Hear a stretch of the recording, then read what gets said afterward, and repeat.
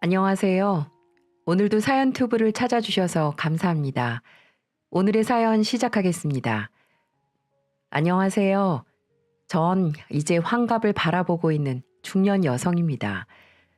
사람 인생이라는 게 생각지도 못한 모진 풍파가 오기도 하고 견디기 힘든 고난의 순간이 찾아오기도 하죠.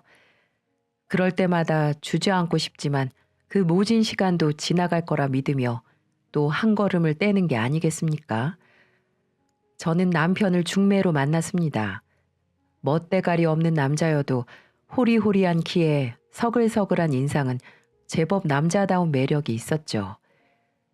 건설 기술자였던 그 남자는 제가 무척 마음에 들었던지 첫 만남부터 적극적으로 구애를 하더군요. 저도 그 남자가 싫지는 않았습니다. 성격도 까탈스럽지 않았고 여자를 세심하게 배려하는 태도도 좋았어요. 무엇보다 우리 엄마가 남자는 무조건 기술 하나는 가지고 있어야 마누라 밥 굶기지 않는다고 했던 말에 딱 부합하는 남자였습니다. 전 그 남자와 경복궁 한 번, 남산 한 번, 한강공원 한 번, 딱 이렇게 3번 만나고 결혼을 약속했죠. 좀 서두른 거 아니냐는 생각이 들지도 모르시겠지만 그때는 몇 번 만나지 않고 결혼하는 경우가 흔했잖아요. 그리고 왠지 이 남자와 인연을 맺지 못하면 크게 후회할 것 같다는 생각이 확 들었거든요. 아무튼 그 남자는 이제 남편이 되었고 저희 두 사람은 알콩달콩 잘 살았습니다. 넘치는 살림은 아니었지만 그렇다고 부족함을 느끼며 살진 않았어요. 당시에는 건설 현장에 사람 손이 많이 필요할 때여서 남편 같은 숙련된 기술자가 일감이 끊기는 일은 없었습니다. 기술을 가진 남자가 마누라 배 안 곪게 한다는 엄마 말이 딱 맞은 거죠. 저도 흥청망청 쓰는 스타일도 아니었고 근처 사찰에서 종무원으로 일을 하며 따박따박 보시금을 받았으니 우리 신혼살림은 비교적 괜찮았어요. 거기에다 시부모님 2분 모두 온화한 성격이었으니까 제가 그래도 남자 하나는 잘 고른 셈이었습니다. 그리고 남편에게는 3살 아래 남동생이 있었거든요. 도련님 역시 남편과 똑같은 건설 기술자로 형을 따라다니며 열심히 일을 하러 다니는 아주 착한 남자였어요. 핏줄은 속이지 못하는지 도련님도 게으름을 피울 줄 모르는 성실한 사람이었죠. 대신 남편 집안 남자들이 멋은 좀 없었어요. 술, 담배 하지 않는 것도 마땅한 취미가 없는 것도 한가로이 여유를 즐기는 법도 없었죠.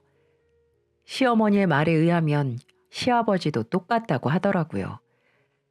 그런 도련님이 저희가 결혼 3년 차쯤 되었을 때 본인이 결혼을 하겠다고 선언을 하는 겁니다. 알고 보니까 도련님이 일하는 건설 현장에서 신호수로 일을 하던 아가씨였대요. 학비를 벌려고 아르바이트 삼아 공사 현장에 다니는 모양이었는데 마침 도련님 눈에 딱 띄게 된 모양이었습니다. 멋대가리라고는 눈을 씻고 봐도 없던 도련님이 그 아가씨를 위해 꽃도 선물하고 음악 다방도 가서 하루 종일 음악만 듣고 있었다는 소리가 진짜 믿어지지가 않더라니까요. 나중에 동서한테 들은 이야기지만 도련님이 동서 마음을 얻으려고 정말 애를 많이 썼더라는 겁니다.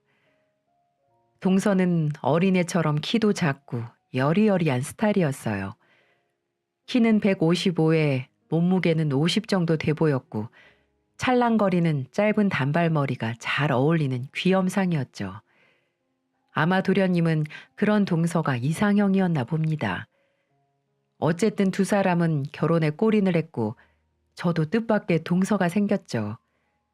저보다 5살이나 어리고 외모도 앳돼서 솔직히 동서보다는 여동생 같다는 생각이 더 많이 들었습니다. 그런 동서도 저를 친언니처럼 잘 따랐어요. 천성 자체가 유순하고 고와서 어디 하나 모난 구석 없는 착한 사람이었죠.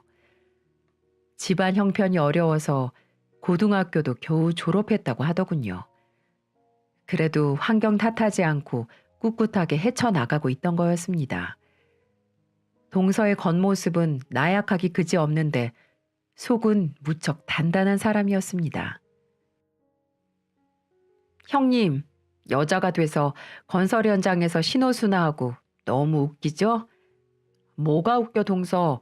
직업에 귀천이 어딨다고. 남자들도 하는데 여자라고 못할 게 뭐가 있어. 그러니 그런 소리 하지 마. 난 남들이 다 회피하는 그런 일을 여자인 동서가 한다는 게 얼마나 대견한데. 아이 참 형님도. 저는 우리 집이 찢어지게 가난해서 벌어야 돼요. 암에 걸려 계속 누워있는 아빠를 위해서 병원비도 벌어야 하고 저보다 7살이나 어린 남동생 위해서 학비도 벌어줘야 해요. 제가 오죽했으면 고등학교 졸업하자마자 건설 현장에서 일했겠어요. 그냥 내 팔자가 사납다 생각하고 모든 걸 인정하고 살고 있네요. 팔자가 사납긴 그런 말 하면 못 써. 그 대신 동서 좋은 남자 만났잖아. 서방님이 동서 집에 그렇게 지원도 잘해주고 가장 노릇도 잘한다며? 요즘 세상에 사위가 처가집 가장 노릇하는 거 쉽지 않아. 동서는 정말 복 많은 사람이야. 좋은 사람이고. 그런가요? 동서는 항상 고민이 있거나 힘이 들 때 제게 조언을 많이 구했습니다. 술이 한 잔 먹고 싶을 때도 꼭 저하고만 단 둘이서 마시려고도 했죠. 그만큼 제가 편했었나 봅니다. 어떨 때는 술이 거하게 취해서는 난 우리 형님이 이 세상에서 가장 좋아해요. 우리 신랑보다 더 좋다니까요. 또 서방님 들으면 섭섭하겠다. 하여튼 술주정도 이렇게 하는 사람은 동서밖에 없을 거다. 이렇게 우리 식구가 된 동서와 정말 친자매처럼 잘 지냈습니다.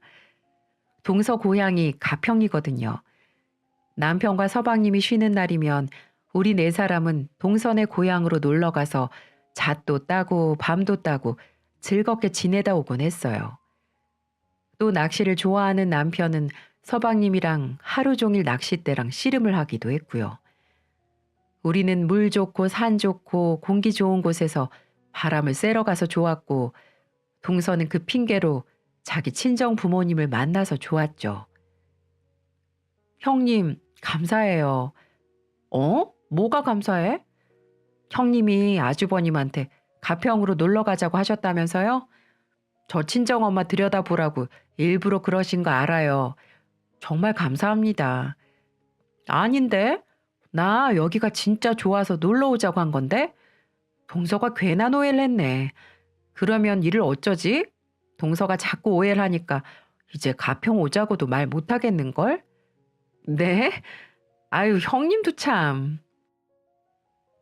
저희는 저희 나름대로, 동서는 동서네 나름대로 순하고 성실한 남편들 만나서 행복한 살림을 꾸려가고 있었습니다. 부지런하기로는 둘째라면 서러워할 동서네는 금세 돈을 모아선 작은 집을 마련할 수 있었어요.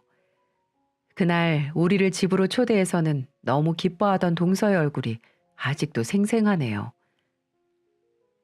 형님, 이거 보세요. 여기가 화장실이고요. 여기가 세탁기 놓는 자리래요. 어때요? 너무 넓고 좋죠? 그래 동서, 집이 아늑하고 구조도 잘 빠지고 참 좋다. 아기자기한 동서 성격에 하루 종일 집 꾸미느라 정신 없겠는걸? 네, 맞아요. 우리 집이 생겼다는 게 너무 설레서 죽겠다니까요. 어젯밤에도 꿈을 꿨는데 글쎄 제가 꽃이 흐드러지게 핀 꽃밭에서 요를 깔고 이불 덮고 잠잘 준비를 하고 있더라니까요. 그래? 이제 앞으로 동서한테 좋은 일이 생기려나 보다. 아유, 이제 더 이상 바랄 것도 없어요. 그냥 이렇게 행복하게만 살 수 있으면 더할 나위가 없을 것 같아요. 으이그, 겨우 방 2칸짜리 집 한 채 만족할 거야? 더 열심히 해서 집도 넓히고 좋은 차도 사고 그래야지. 그런가요? 형님 말씀을 듣고 보니까 또 그런 것도 같고요. 뭐야? 동서도 참. 아, 그리고 동서 집들이 선물 준비했는데 마음에 들까 모르겠네. 네? 무슨 집들이 선물이요? 안 주셔도 돼요. 이렇게 축하해 주신 것만 해도 얼마나 감사한걸요. 아마 형님이 계시지 않았다면 저희 집 마련하는데 한참이나 더 걸렸을 거예요. 그래? 그런데 이를 어쩌지? 벌써 선물을 주문해 놓았는데 그럼 취소를 해야 하나? 선물을 주문해 두셨다고요? 도대체 뭔데 주문까지 해요? 세탁기. 지난번에 보니까 동선의 세탁기가 너무 낡았더라고. 그래서 큰마음 먹고 샀지. 오늘 안에 설치하러 올 텐데 동서가 싫다고 하니까 얼른 취소해야겠다. 형님, 제가 언제 싫다고 했어요. 형님이 일부러 마음 쓰신 거니까 감사하게 잘 받겠습니다. 저도 남편도 동선의 내 집 마련을 진심으로 기뻐하며 축하해 주었습니다. 동서는 무척이나 행복해 보였어요. 이 작은 일상이 깨지지 않고 지속됐으면 좋겠다는 바람처럼 동서의 행복이 오래도록 지속되길 바랬었죠. 동선의 집은 저희 집이랑 그렇게 멀지 않은 곳에 있었습니다. 그래서 우린 서로 각자의 집에 자주 왕래하며 수다도 떨고 좋은 곳도 같이 다니면서 더욱 끈끈해졌습니다. 옛날부터 여동생 하나 있었으면 좋겠다는 생각을 많이 했었는데요. 저는 동서를 친동생처럼 생각하면서 동서와의 인연을 오래도록 이어갔어요. 동서는 알면 알수록 괜찮은 사람이었어요. 사람이 솔직하고 거짓이 없는 데다 진심으로 절 좋아한다는 마음이 느껴졌죠. 본래도 싹싹하니 자기 일을 야무지게 하는 성격이던 동서는 애를 둘이나 낳고서도 자기 일을 열심히 하는 사람이었습니다. 자기 일을 하면서도 살림을 살뜰히 잘도 꾸려나갔고 애 둘을 키우면서도 남편까지 챙기는 슈퍼우먼이었어요. 다시 현장에 나가서 신호수 일을 한다고? 아휴, 동서도 참. 이제 좀 살만한 것 같은데 좀 쉬엄쉬엄 해. 그리고 일을 할 거면 다른 일을 좀 찾아보던가. 아무리 신호수라지만 현장이 얼마나 위험한데 뭐 하려고 먼지 뒤집어 쓰면서 일을 하려고 해. 그래도 그 일이 보수가 꽤 괜찮잖아요. 일을 하다가 며칠 쉬었다 돌아와도 되고요. 가끔은 애들 아빠 얼굴도 볼 수 있으니까 얼마나 좋아요. 으이그, 차라리 애들이나 한번 들여다보지. 한창 엄마 찾을 땐데. 어차피 친정 엄마가 내려와 계셔서 괜찮아요. 놀면 뭐해요. 이럴 때 한 푼이라도 더 벌어 놓아야죠. 동서는 남편이 일하는 건설 현장에서 교통 통제나 건설 차량 유도를 하는 신호수 일을 했습니다.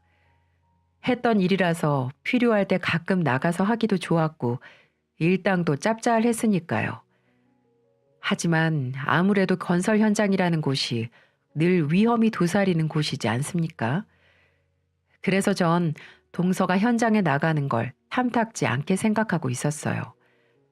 차라리 그날 제가 더 적극적으로 말려야 했습니다. 동서는 고향에서 친정 엄마가 내려와서 애들을 봐줄 수 있게 되자 바로 현장으로 나가겠다고 나선 것이었죠. 동서가 큰 사고를 당했다는 소식을 듣고 얼마나 놀랐는지 모르겠습니다. 혼비백산 병원으로 달려가 보니 얼굴이 사색이 된 서방님이 안절부절 어쩔 줄 몰라 하고 있더라고요. 자초지종을 들어보니까 동서의 발이 중장비 바퀴에 깔려버리고 말았대요. 의사 말로는 발목이 크게 손상돼서 빨리 수술을 해야 한다는 것이었습니다. 운이 나쁘면 한쪽 발을 아예 쓰지 못할지도 모른다는 거였죠. 그 소리를 듣는데 심장이 쿵 내려앉더라고요. 왜 동서는 그깟 몇 푼 더 벌어보겠다고 현장에 나왔는지 너무 원망스러운 겁니다. 하지만 정말 가슴이 아픈 사람은 동서 본인이겠죠. 전 부디 탈 없이 수술이 잘 끝나기만을 빌었습니다. 하지만 제 희망은 이루어지지 않았습니다. 동서의 발목은 뼈는 물론 인대까지 크게 손상된 바람에 정상적으로 회복되지 못했죠. 결국 동서는 한쪽 다리를 절룩이는 쩔눈바리로 살아야만 했습니다. 그런 동서는 크게 낙담했어요. 자신의 다리 하나를 제대로 쓸 수 없다면 누구나 그럴 겁니다. 동서가 절 부둥켜 안고 얼마나 눈물을 쏟았는지 모르겠습니다. 저도 마음이 쓰리고 아파서 펑펑 울고 말았죠. 그래도 동서는 강한 사람이었어요. 자신의 장애를 받아들이고 다시 씩씩하게 일상으로 돌아갔죠. 제가 그런 동서를 안쓰러운 눈으로 보기라도 하면 동서는 이렇게 말했어요. 전 괜찮아요, 형님. 이 정도 장애는 장애도 아니에요. 저보다 심한 장애를 가진 사람들도 할 거 다 하면서 살잖아요. 그러니까 너무 가슴 아프게 생각하지 마세요. 동서, 힘들다면 힘들다고 해. 그런 소리가 어딨어. 울고 싶으면 울고, 쉬고 싶으면 쉬고 싶다고 말을 하라고. 언제까지 이렇게 착한 척, 괜찮은 척하며 이 세상을 살아갈 건데. 에휴, 형님, 저 정말 괜찮아요. 비록 절름발이가 되었어도 한쪽을 지탱해주는 왼발이 있잖아요. 저는 이것만으로도 감사해요. 나머지 한쪽 발마저 절름발이로 살아가야 했다면 제 인생은 무너졌겠죠. 하지만 보세요. 멀쩡하잖아요. 그러니 그만 우시고 저 응원해 주세요. 저희 형님답지 않게 왜 울고 그러세요? 에휴, 속 터진다, 속 터져. 모든 사람이 우리 동서만 같으면 우리나라 전 세계 행복지수 1등 하겠다. 아무튼 정신 똑바로 차리고 우리 살자. 언제든지 힘들면 얘기하고. 알았지? 동서는 말은 그렇게 하지만 앞으로의 삶이 얼마나 불편하겠습니까? 하지만 동서는 이내 그런 걸 훌훌 털어버리고 자신에게 온 불행을 담담히 받아들였죠. 저도 동서의 절름발이를 유난하게 생각하지 않았어요. 한편으로는 차라리 이 정도인 게 다행이라는 생각도 들었습니다. 그렇게 1년, 2년 지나니까 이제 동서의 불편한 다리가 아무렇지도 않게 느껴지더라고요. 절뚝이는 다리가 익숙해진 동서도 서서히 웃음을 되찾았고요. 하지만 자신 때문에 아내가 다쳤다고 생각한 서방님은 시간이 지나도 죄책감에서 벗어나지 못한 것 같았습니다. 그래서 그런지 서방님은 동서목까지 야간 작업을 자처하며 몸이 부서져라 열심히 일만 했습니다. 몸이 불편한 아내를 위해 자기가 조금이라도 더 돈을 벌어야 한다고 생각한 것이었겠죠. 저는 가끔 남편에게 서방님의 근황을 묻곤 했어요. 아무래도 남편과 현장이 겹치는 일이 많으니까요. 여보, 요새 서방님은 어때요? 동서 말 들어보니까 엄청 바쁘다던데 정말 그래요? 일이 그렇게 많아요? 말도 마. 야간 작업이 있으면 제일 먼저 나서고 쉬는 날에도 일하려고 아주 애를 쓴다니까. 내가 그러다가 몸 축난다고 말려도 도통 내 말을 들어먹어야지. 아휴 참. 동서 다리 다친 일을 아직도 마음에 두신 모양이네. 서방님 잘못도 아닌데 언제 떨쳐버리려고 저러시는지 참. 그렇지 않아도 내가 몇 번이나 당부를 했는데도 영 죄책감이 드나 봐. 자기가 다 못나서 귀한 마누라 다리 못 쓰게 했다면서 말이야. 성품이 워낙 착한 사람이니까 다친 아내를 보며 많이 힘들었을 겁니다. 그리고 자기가 할 수 있는 일은 오직 돈을 버는 것밖에 없다고 생각했겠죠. 그래서 제 몸 상하는 줄도 모르고 열심히 일에 매달린 겁니다. 하지만 하늘도 참으로 무심하시지 우리에게 또 청천벽력 같은 소식이 들려오게 됩니다. 서방님에게 큰 병고가 날 줄 누가 알았겠습니까? 왜 불쌍한 동서와 서방님에게 자꾸 이런 시련을 주시는 걸까요? 서방님이 작업을 하다가 7층에서 추락을 했다는 소식은 너무나 절망적이었습니다. 오랫동안 건설 현장에서 일을 하던 사람이 발을 헛디뎌서 추락한다는 게 흔한 일은 아니죠. 추측하건대 그간 너무 무리하게 일을 한 탓이었을 겁니다. 잠도 제대로 못 자고 작업을 한 탓에 무리가 가는 건 당연했을 거고요. 나중에 얘기를 같이 현장에서 일한 동료들에게 들어보니 웃음기 하나 없이 일에 미친 사람처럼 일만 했다고 하더군요. 서방님은 가족을 위해서 제 몸 희생해서 살신성인의 정신으로 그동안 일만 해왔던 거였어요. 저와 남편은 갑작스런 그 사고 소식에 아연질색하고 말았죠. 동서의 심정은 어땠을까요? 생때 같은 아들과 아내를 남겨두고 떠난 남편이 얼마나 원망스러웠을까요? 동서는 거의 실성하다시피 오열을 했습니다. 신발도 제대로 신지 못하고 절뚝절뚝 달려온 동서는 서방님의 시신을 보곤 여러 번 졸도를 하고 말았죠. 그 처절하고 애달픈 광경은 차마 눈뜨고는 보지 못할 정도였습니다. 감히 위로라는 것도 함부로 할 수가 없겠더군요. 너무나 가혹한 동서의 인생이 가여워서 괴로웠습니다. 제가 해줄 수 있는 게 아무것도 없어서 더 힘들었어요. 그래도 어쩌겠습니까? 산 사람은 또 살아야 하고 아무것도 모르는 두 아이들이 제 엄마를 기다리고 있으니까요. 저는 동서를 어르고 달래서 겨우 장례를 치렀습니다. 정신이 반쯤 나간 동서는 하루 종일 남편과의 추억을 되뇌며 흐느꼈어요. 형님, 우리 불쌍한 남편 어떡해요?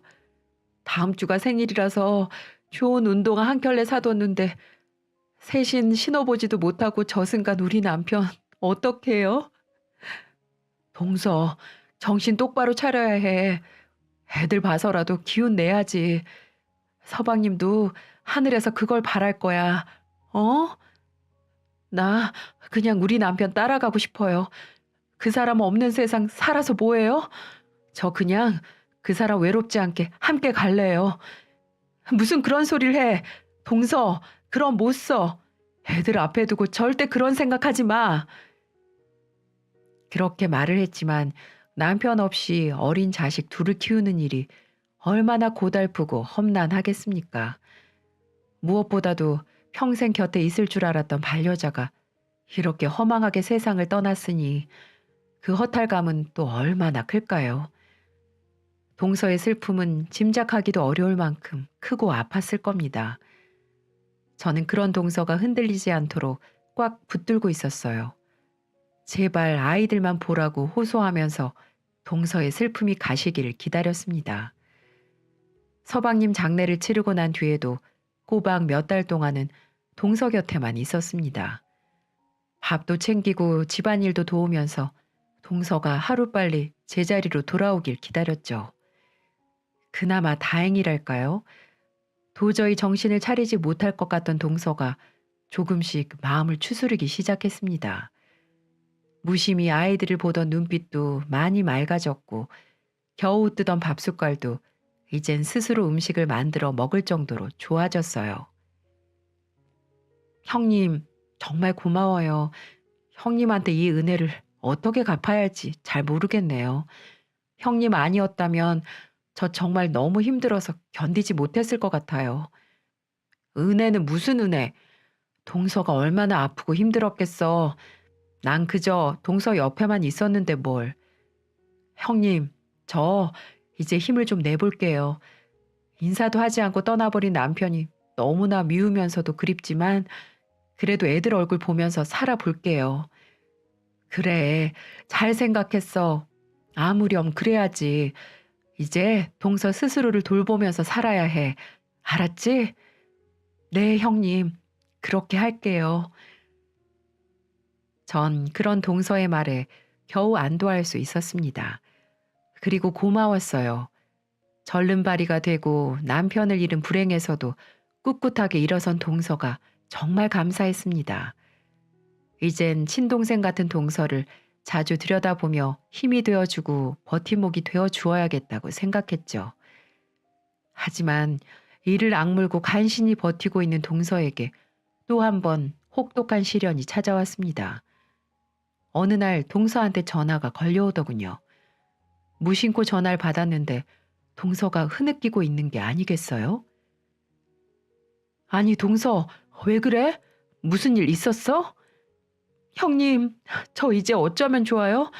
성훈이마저 절 떠나면 저 어떡하냐고요? 네? 그게 무슨 소리야? 성훈이가 왜? 성훈이한테 무슨 일이라도 생겼어? 자세히 좀 말해봐. 성훈이가요? 유치원 다녀오다가 그만 차에 치이고 말았대요. 지금 응급실인데요. 의사 말이 상태가 별로 좋지 않대요. 형님, 저 좀 살려주세요. 네? 큰 조카가 교통사고가 났다는 말에 저와 남편은 먹던 밥상도 내팽겨치고 병원으로 급하게 달려갔습니다. 병원으로 향하는 내내 마음이 진정되지가 않아서 정신을 못 차리겠더라고요. 이제 동서에게 남은 건 애들 뿐이었어요. 애들에게 무슨 일이 생기면 동서는 속절없이 무너질 게 뻔했습니다. 아이들이 없었으면 동서는 진즉 서방님을 따라갔을 게 분명하거든요. 큰 조카의 상태는 무척 좋지 않았습니다. 사고 상황을 들어보니까 유치원에서 돌아오던 조카는 큰 길에 떨어져 있는 동전을 주우려다가 택시에 머리를 크게 치였다는 겁니다. 택시는 동전을 주우려던 조카의 모습을 미처 발견하지 못하고 사고를 낸 거였어요. 수술을 해도 목숨을 장담할 수 없는 상황이었고 설령 수술을 한다고 해도 정상적인 생활이 가능할지도 확신할 수 없다는 거였죠. 수술비와 치료비도 상당하고 향후 재활 비용도 만만치 않을 게 뻔했습니다. 제 첫째 애가 뇌 질환으로 인해 얼마나 고통받았는지 평생 봐왔기 때문에 잘 알고 있었죠. 조카가 그런 일을 겪을 수도 있다고 생각하니 제 가슴이 찢어지는 것 같았어요. 형님, 저 이제 어떡하면 좋아요? 우리 성훈이 없으면 저 안 돼요. 네? 동서, 일단 수술부터 해보자. 의사 선생님 믿고 조금만 기다려보자고. 어? 우리 아들, 우리 성훈이 잘못되면 이 세상 더 살아가야 할 의미가 없어요. 꼭 살아야 돼요. 살려주세요. 조카는 그렇게 8시간이라는 긴 시간 동안 수술을 받아야만 했습니다. 다행히도 목숨은 건졌지만 머리가 크게 다쳐서 계속 지켜봐야 한다는 진단을 받았습니다. 그래도 버텨주어서 다행입니다. 엄마의 간절한 바람이 하늘에 닿았는지도 모르겠어요. 이 어린 녀석이 수술을 받느라 얼마나 힘이 들었을까요? 어느 날 밤 병원에 갔더니 울다 지친 동서는 그대로 조카 옆에서 쓰러져 잠이 들어 있더군요. 너무 불쌍하고 너무 마음이 아팠어요. 마음이 찢어질 것 같았습니다. 얼마나 울었는지 눈은 퉁퉁 부어 있었고 꼴이 말이 아니더군요. 조그마한 체격에도 항상 당당하던 동서는 더 이상 보이지 않았어요. 그냥 자고 있는 모습이 어찌나 작게 느껴지는 건지. 결국 저와 남편은 상의 끝에 조카의 병원비를 보태기로 결정했습니다. 그리고 이 돈이면 충분히 세 식구 당분간 살아갈 수 있는 목돈이 될 겁니다. 시댁과도 의논을 했는데 시부모님들도 둘째 며느리를 돕겠다고 나섰죠. 전 시댁에서 보태준 돈과 저희 돈을 합쳐서 동서에게 보내주었습니다. 생각지 못한 큰 돈을 받은 동서는 깜짝 놀라더라고요. 네? 5천만 원이요? 형님, 이렇게 큰 돈을 제가 어떻게 받아요? 나만 한 게 아니고 시어머님도 보태신 거야. 그러니까 받아도 돼. 성훈이 병원비도 그렇고 동서 당분간 생활할 돈도 필요하잖아. 그러니까 욕이 나겠어. 형님, 정말 감사합니다. 정말 감사합니다. 살려줘서 감사합니다. 이 은혜 꼭 잊지 않을게요. 동서는 연신 눈물을 훔쳤습니다. 전 그런 동서의 어깨를 감싸며 말해주었어요. 동서는 내 동생이나 다름없어. 그러니까 동서 일은 내 일이나 마찬가지야. 그러니까 너무 미안해하지 않아도 돼. 다른 건 생각하지 말고 우선 성훈이 치료하는 데만 집중하자. 어? 네, 형님. 동서는 제 앞에서 애달프게 많이도 울더군요. 남편 죽고 가끔 혼자라고 생각했었답니다. 남편도 죽었으니 시댁에서도 자신을 남이라고 생각할 거라 생각했다고 하네요. 뭐 틀린 말도 아니죠. 요즘 세상에는 그런 일이 흔하니까요. 그런 동서에겐 자신의 곁에 든든한 버팀목이 있다는 사실을 알려주는 게 중요했습니다. 혼자가 아니라 저도 그렇고 시댁도 그렇고 한 번도 남이라고 생각해 본 적 없다는 사실을 말이죠. 외로워하지 말고 언제든지 우리 가족들에게 의지하라고 했습니다. 동서, 내 말 잘 들어. 동서는 혼자가 아니야.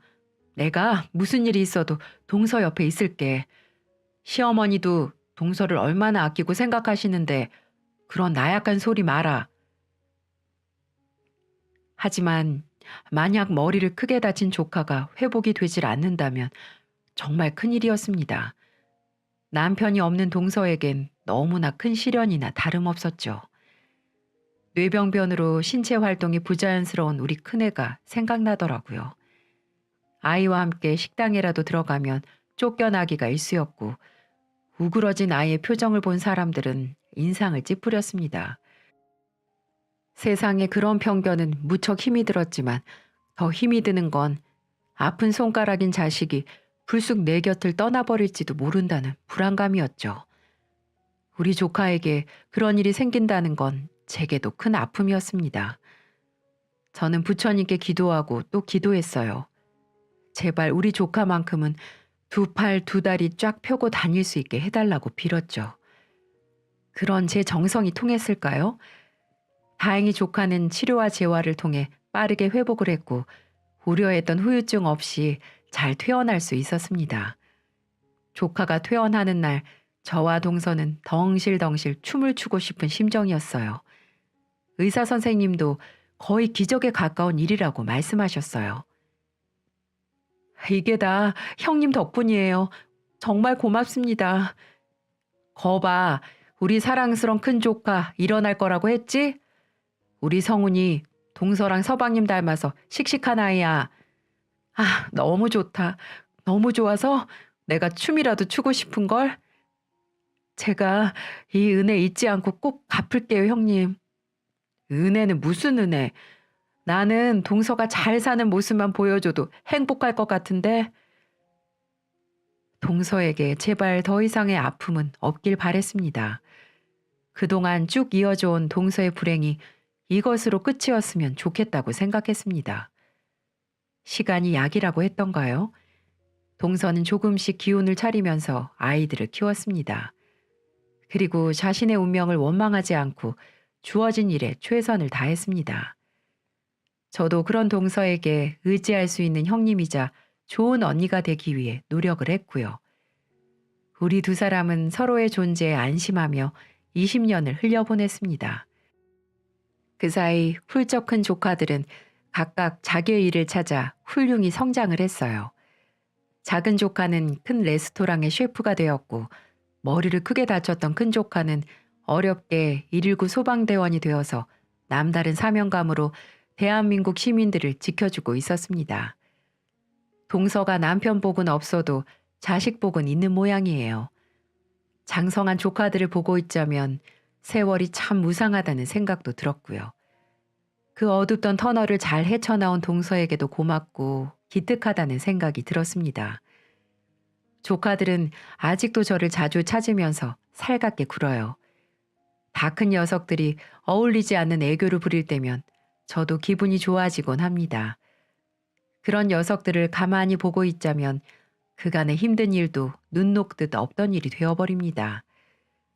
동서도 저랑 똑같은 마음인 것 같았어요. 형님, 이 순간을 위해서 그동안 그런 아픔을 견뎠나 봐요. 만약 형님이 없었으면 전 절대 버티지 못했을 거예요. 고마워요, 형님. 아유, 동서는 툭 하면 그 소리야. 나도 동서한테 고마워.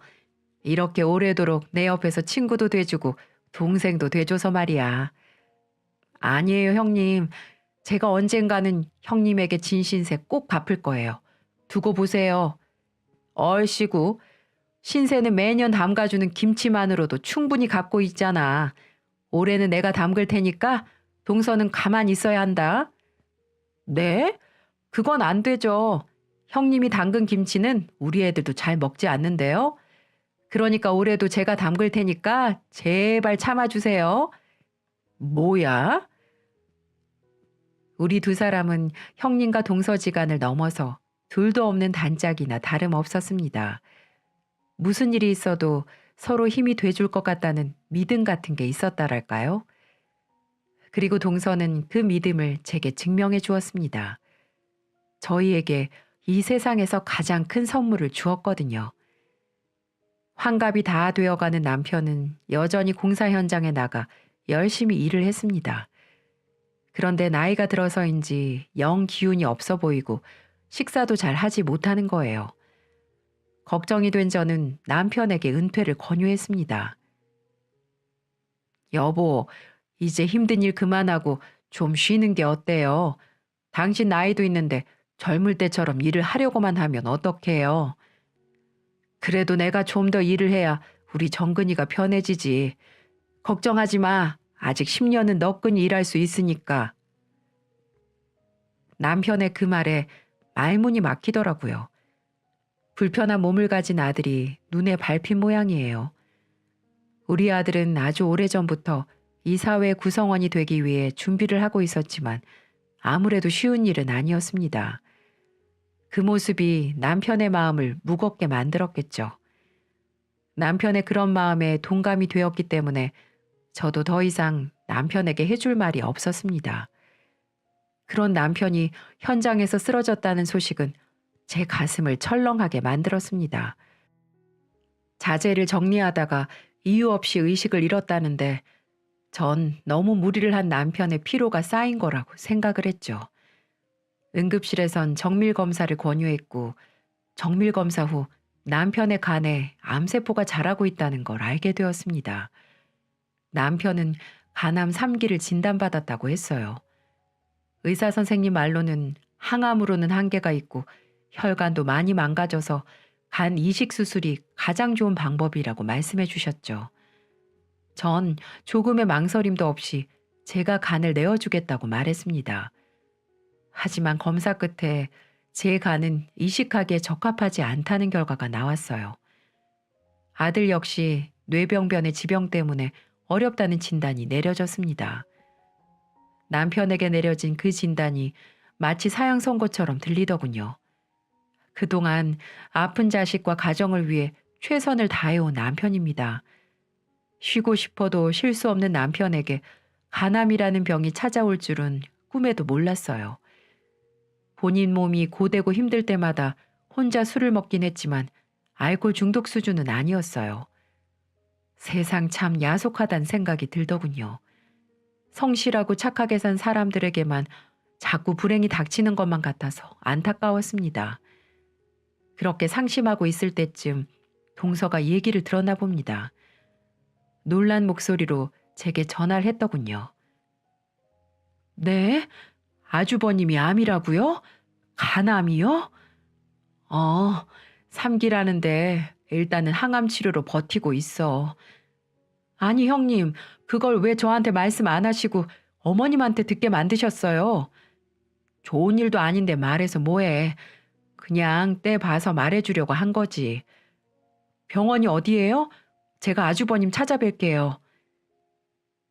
동서는 다음 날 조카들에게 미리 언지를 해놨는지 두 조카들을 데리고 병원에 찾아왔습니다. 그리고 더 놀라운 사실은 조카들을 데리고 온 이유가 있었습니다. 바로 간 이식 공여자로 적합한지 검사를 받게 하기 위해서였죠. 조카들은 동서의 얘기를 듣자마자 서로 본인이 나서서 자신의 간을 주겠다고 말을 했다고 했습니다. 얼마나 감사하고 눈물 나는 모습들인가요? 하지만 이식을 하다 잘못될 수도 있으니 저는 말렸습니다. 장기 기증센터에 대기자로 등록해놨고 우리가 알아서 할 테니 이러지 말라면서 말이죠. 그랬더니 동서는 만류하는 제게 이렇게 말했습니다. 형님, 제발 그런 말씀 하지 마세요. 저 섭섭하려고 해요. 형님이 제게 해준 게 얼만데 겨우 검사 한번 받지 못하게 하는 게 말이나 돼요? 동서, 이건 간 일부를 떼어야 하는 일이야. 아무리 큰아버지 일이라지만 그런 걸 앞길 창창한 젊은 애들한테 강요하면 안 되지. 저 강요한 거 아닌데요? 애들이 자발적으로 검사를 받겠다고 나선 거예요. 뭐라고? 그게 사실이야? 그러자 두 조카들이 생글생글 웃으며 대답을 하더군요. 큰어머니도 참, 큰아버지가 아프시다는데 당연한 거 아니에요? 간 일부 떼주는 거야 아무것도 아니니까 큰어머니는 아무 걱정하지 마세요. 두 조카들은 아무 거리낌 없이 검사를 받기 시작하더군요. 그리고 기다리던 검사 결과 소방대원이던 큰 조카가 간을 이식해주기에 딱 맞는 것으로 결과가 나왔습니다. 남편과 같은 피가 섞여서 그랬던 걸까요? 순간 저는 욕심을 냈어요. 솔직히 받고 싶었습니다. 하지만 이성을 되찾고 큰 조카를 보니 어릴 적 사고 났었던 그 모습이 떠오르는 게 아니겠어요? 그래서 차마 간을 받지 못하겠더군요. 상훈아, 네 마음 다 알았으니까 간 떼준다는 소리는 마라. 아무리 내 남편이지만 조카 간 받으면서까지 살라고 하고 싶진 않구나. 큰어머니, 요즘 시대엔 진짜 아무것도 아니라니까요? 간을 떼주더라도 금방 회복해서 일상생활에 아무 문제 없어요. 그러니까 제가 큰아버지한테 해드릴 수 있게 허락해 주세요. 조카뿐만이 아니라 동서까지 나서주더군요. 형님, 기왕이면 가족끼리 해결해요. 언제 마땅한 공여자가 나타날지도 모르고 아주버님한테는 시간이 별로 없잖아요. 이젠 저희에게도 빚을 갚을 기회를 좀 주세요. 하지만 애들 간을 어떻게 받으라고 해. 애들 인생 이제부터가 시작인데 난 그렇게 못해. 그거 조금 떼준다고 해서 죽는 거 아니라잖아요. 의사가 직접 한 말인데 형님이 못 믿으시면 어떡해요. 형님, 제가 말씀드렸죠? 제가 다리 다쳤을 때, 남편이 먼저 떠났을 때, 우리 상훈이가 머리를 크게 다쳐서 중내산에 할 때에도 항상 제 곁에는 형님이 계셨어요. 너무 힘이 들어서 눈물까지 다 말랐을 때 제가 고개를 돌리면 늘 형님이 있었다고요. 동서, 이제 제가 형님 곁에 있을 거예요. 은혜 갖고 싶어요. 얼마나 고맙고 미안하고 감사한지 그날 동서를 부둥켜 안고 얼마나 울었는지 모르겠네요. 지금도 그 상황을 생각하니 눈물이 나옵니다. 그만큼 감동스러운 장면이었습니다. 결국 동서가 따뜻하게 저를 안아준 덕분에 남편은 조카의 간을 받게 되었어요. 남편도 조카의 간이라는 걸 알고 질색팔색을 하며 거부를 했지만 결국 동서의 끈질긴 설득 끝에 허락을 받았죠. 그리고 다행히도 이식 수술도 잘 끝나서 남편은 다시 건강을 되찾을 수 있었습니다. 간을 내어준 조카도 건강상 아무 이상이 없었고 본래부터 고된 훈련으로 다져진 체력 때문인지 금방 일상으로 복귀할 수 있었습니다. 동서, 정말 고마워. 동서랑 상훈이 덕분에 우리 남편이 살 수 있었어. 고맙다고 말하지 마세요, 형님. 아직도 형님 신세 갚으려면 멀었으니까요. 어? 아니야, 아니야. 정말 이거면 충분해. 간을 떼어준 것보다 더 큰 답례가 어딨어. 그래요? 전 아주버니 건강 챙기시라고 간에 좋은 영양제 좀 드리려고 샀는데 그냥 환불해야겠네요. 영양제? 네, 아주 유명한 영양제래요. 그럼 그냥 환불할게요. 아유, 동서도 참. 이미 산 걸 뭐 하려고 환불을 해. 어서 이리 내봐. 내가 우리 남편 빼먹지 않고 잘 먹일게. 남편과 저는 이렇게 조카들을 친자식처럼 생각하며 잘 지내고 있습니다. 조카들 역시 고맙게도 우리에게 스스럼 없이 대해주고 있고요. 이제는 남편 몸속에 우리 큰조카의 소중한 간이 들어가 있으니 동서와의 관계는 죽어서도 이런 관계를 유지할 것만 같습니다. 동서는 지금도 입버릇처럼 제게 고맙다고 말하지만 사실 저도 동서가 있어서 얼마나 힘이 됐는지 모릅니다. 그러고 보면 사람의 인생이라는 것도 참 귀구하고 사람의 인연이라는 것도 참 신기한 것 같습니다. 얼마 전에는 동선의 식구들하고 우리 식구들 이렇게 강원도로 여행을 다녀왔어요.